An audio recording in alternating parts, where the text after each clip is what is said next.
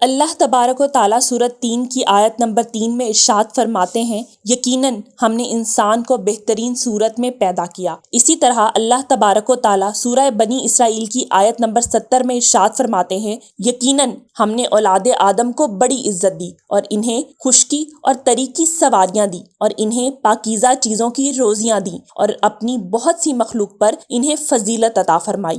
اللہ تبارک و تعالیٰ نے انسانوں کو 2 صنفوں میں تقسیم کیا اور مرد و زن دونوں کو بڑی تعداد میں پیدا کیا گیا۔ اللہ تعالیٰ سورہ نساء کی آیت نمبر 1 میں جہاں پر انسانوں کو مخاطب ہو کر تقویٰ کا درس دیتے ہیں، وہیں پر مرد و زن کی تخلیق کا بھی ذکر فرماتے ہیں۔ اے لوگو، اپنے پروردگار سے ڈرو جس نے تمہیں ایک جان سے پیدا کیا، اسی سے اس کی بیوی کو پیدا کر کے ان دونوں سے بہت سے مرد اور عورتیں پھیلا دیں۔ قرآن مجید میں اللہ تبارک و تعالیٰ نے بالعموم جو احکامات نازل کیے ہیں ان میں مردوں کو مخاطب کیا گیا ہے، لیکن ان احکامات کا اطلاق یکساں طور پر عورتوں پر بھی ہوتا ہے۔ اللہ تبارک و تعالیٰ نے قرآن مجید کے بعض مقامات پر مرد و زن کا ذکر علیحدہ علیحدہ بھی کیا۔ اللہ تبارک و تعالیٰ سورہ احزاب کی آیت نمبر 35 میں ارشاد فرماتے ہیں، بے شک مسلمان مرد اور مسلمان عورتیں، مومن مرد اور مومن عورتیں، فرما برداری کرنے والے مرد اور فرما برداری کرنے والی عورتیں، صبر کرنے والے مرد اور صبر کرنے والی عورتیں،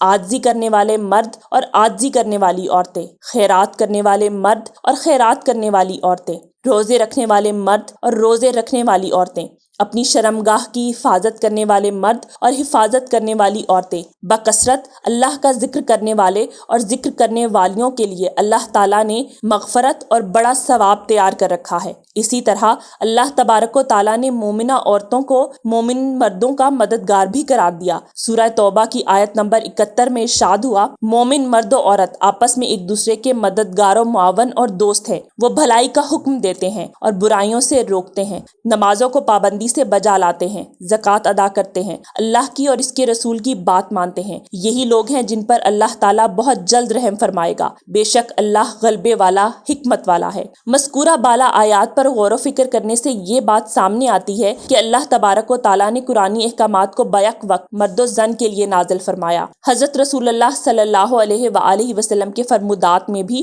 مرد و زن کے لیے احکامات دیے گئے ہیں، چنانچہ جن فرائض اور ذمہ داریوں کو مردوں پر عائد کیا گیا انہی فرائض کو خواتین پر بھی عائد کیا گیا۔ چنانچہ ارکان اسلام کے حوالے سے مردوں کے ساتھ ساتھ عورتوں کو بھی ذمہ دار ٹھہرایا گیا اور شہادتین کے ساتھ ساتھ نماز، روزہ، حج اور زکوٰۃ کی ادائیگی کا بھی دونوں کو پابند ٹھہرایا گیا۔ اس کے ساتھ ساتھ اللہ تبارک و تعالیٰ نے مرد و زن کے حقوق کو بھی مقرر کیا۔ عورت کو بھی مختلف حیثیتوں میں مختلف طرح کے حقوق عطا کیے گئے۔ عورت ماں کی حیثیت سے اتنی بلند قرار پائی کہ اس کے مقام کو باپ سے بھی زیادہ بلند قرار دے دیا گیا۔ بہن کی حیثیت سے وہ غیرت کی علامت بن گئی، بیٹی کی حیثیت سے وہ محبتوں اور شفقتوں کا مرکز ٹھہری اور بیوی کی حیثیت سے شریک زندگی بن گئی۔ بالعموم معاشرے میں عورت کی بیوی کی حیثیت سے حقوق پر بحث کی جاتی ہے۔ اس حوالے سے کئی مرتبہ اسلامک دار پر بھی حملے کیے جاتے ہیں اور یہ تاثر دینے کی کوشش کی جاتی ہے کہ معاذ اللہ اسلام نے بیوی کو حقوق عطا نہیں کیے۔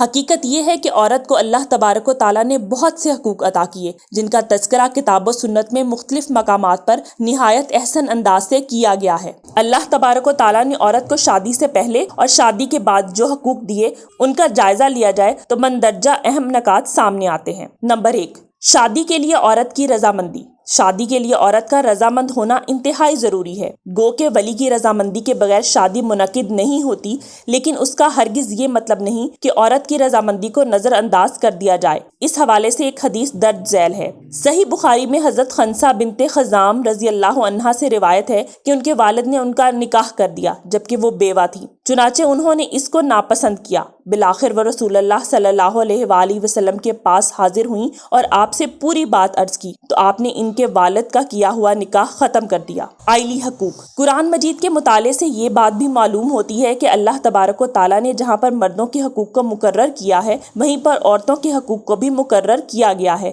چنانچہ سورہ بقرہ کی آیت نمبر 228 میں ارشاد ہوا، عورتوں کے بھی ویسے ہی حق ہیں جیسے ان پر مردوں کے ہیں، اچھائی کے ساتھ، ہاں مردوں کو عورتوں پر فضیلت ہے۔ اس آیت مبارکہ سے یہ بات معلوم ہوئی کہ عورت نہ تو مرد کے پیر کی جوتی ہے اور نہ ہی اس کی لونڈی، بلکہ اللہ تبارک و تعالیٰ نے آئلی زندگی میں مردوں کے ذمے اس کے حقوق کو بھی مقرر کیا ہے۔ نان و نفقہ اور معاشی حقوق۔ مردوں کے ذمے اللہ تبارک و تعالیٰ نے عورتوں کی کفالت کو رکھا اور عورت کے نان نفقے اور اس کی جملہ ضروریات کو پورا کرنا یہ مرد کی ذمہ داری ہے۔ اللہ تبارک و تعالیٰ سورہ نساء کی آیت نمبر 34 میں ارشاد فرماتے ہیں، مرد عورتوں پر حاکم ہیں اس وجہ سے کہ اللہ تعالیٰ نے ایک کو دوسرے پر فضیلت دی ہے اور اس وجہ سے کہ مردوں نے اپنے مال خرچ کیے ہیں۔ آیت مذکورہ میں مرد کی فضیلت کا سبب دو چیزوں کو قرار دیا گیا ہے، ایک وہبی فضیلت اور دوسرا جو اپنے مال کو خرچ کرتے ہیں۔ وراثت میں حقوق، اللہ تبارک و تعالیٰ نے جہاں پر مردوں کے لیے وراثت کے حقوق کو مقرر کیا ہے وہیں پر عورتوں کے لیے بھی حق وراثت کو مقرر کیا گیا ہے،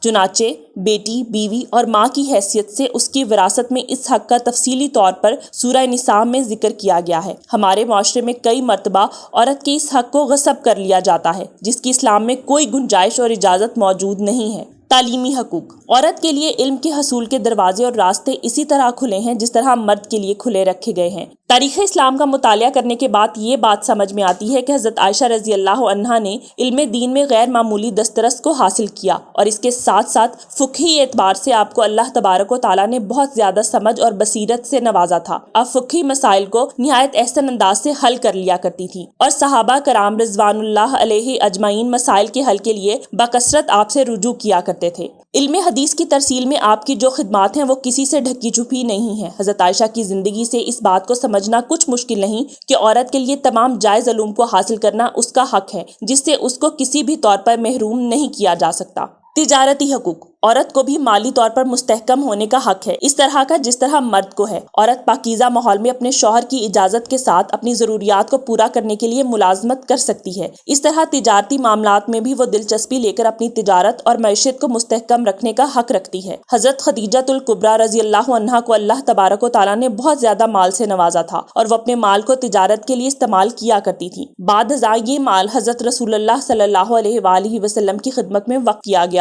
اور اس مال سے اسلام کو ابتدائی طور پر بہت زیادہ تقویت حاصل ہوئی۔ عورت کو دو شعبوں میں خصوصیت سے اپنا کردار ادا کرنے کی انتہائی زیادہ ضرورت ہے۔ لیڈی ڈاکٹر کی حیثیت سے اگر وہ خواتین کی خدمت کرتی ہیں تو اس سے خواتین کو بآسانی علاج و معالجے کی سہولیات کو فراہم کیا جا سکتا ہے۔ اسی طرح استاد کی حیثیت سے ایک مؤثر کردار ادا کرتے ہوئے معاشرے کی تعمیر و ترقی میں اپنا کردار ادا کر سکتی ہیں۔